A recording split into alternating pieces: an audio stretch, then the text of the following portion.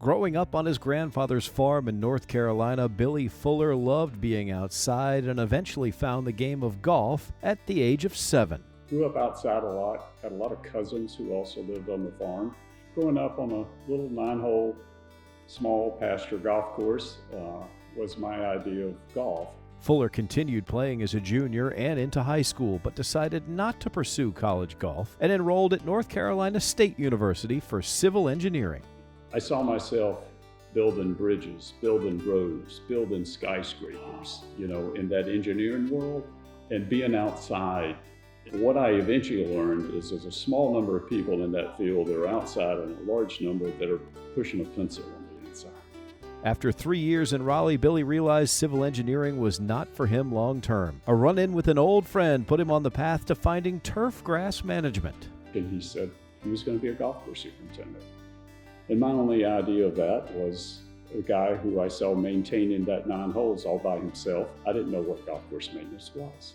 And my buddy said, there's a lot of great golf courses out there, so you should look into this. I went back at that day and switched into golf to agronomy. Upon his switch to agronomy, Billy found a job at nearby McGregor Downs Country Club in Cary in 1971, which eventually led to Fuller's first assistant superintendent position alongside Frank Stump after graduation in 1972. He became like another parent to me, and his wife too, and great mentor. And that was the beginning of my journey in the golf course world. And I just couldn't wait to get out of bed every morning. And Billy became one of those people that folks would say, well, keep your eye on this guy. He's one of these people that carried himself well and very professional. And I think people realized very early on that Billy Fuller was going to be one of those people in the golf industry. Fuller would get his first superintendent position at Seabrook Island Resort in South Carolina, which was under construction at the time. Though his sights were set on being a superintendent, working with a golf course architect planted the first seed for what would become Fuller's second act of his professional life. As a kid, I loved art, and I loved golf. And then I started realizing, gosh, combine those things. As a golf course architect, you get to do both of them.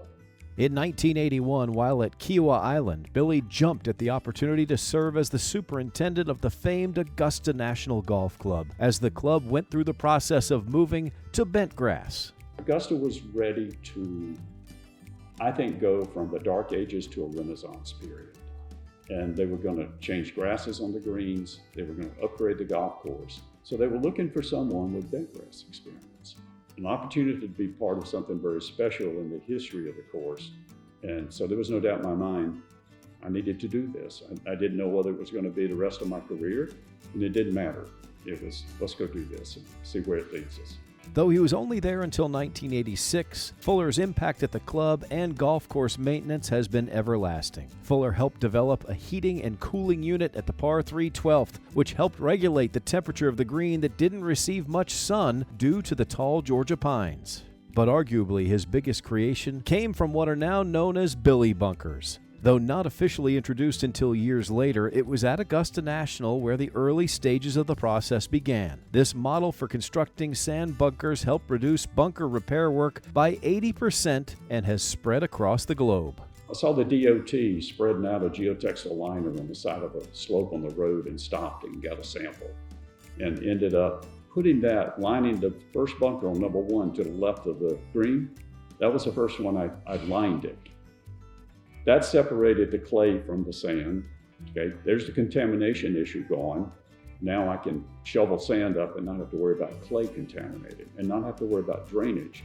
But the other thing, sand still eroded. So I said, we need a conduit for the water to get into underneath the sand so the sand will stay on the liner. And so I put a 2-inch gravel layer behind that liner. That became the conduit. That solved all my issues. So when I left Augusta, we did all the bunkers. We didn't have to worry about them anymore.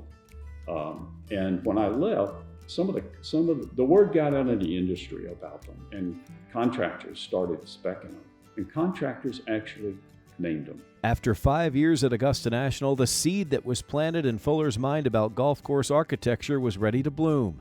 And Billy joined Cup Design in 1986, where he would work for 20 years, working on over 100 new courses alongside Georgia Golf Hall of Famer Bob Cupp as a design associate and senior agronomist. So I'm working every day under, I think, one of the greatest modern day era golf designers out there. And he's mentoring me for 20 years. We went through well over 100 golf courses new and 35 to 40 renovations. And I had the benefit of his knowledge all that time. In 2006, Billy decided it was time for his own venture, and he founded his own firm, Billy Fuller Golf Design. He's the superintendent's best friend. When he comes on site, his goal is to help you and to help the club. And he's not looking to lay blame. Sometimes when a consultant's brought in, something's wrong, obviously something, Billy's there to solve a problem, not lay blame on something.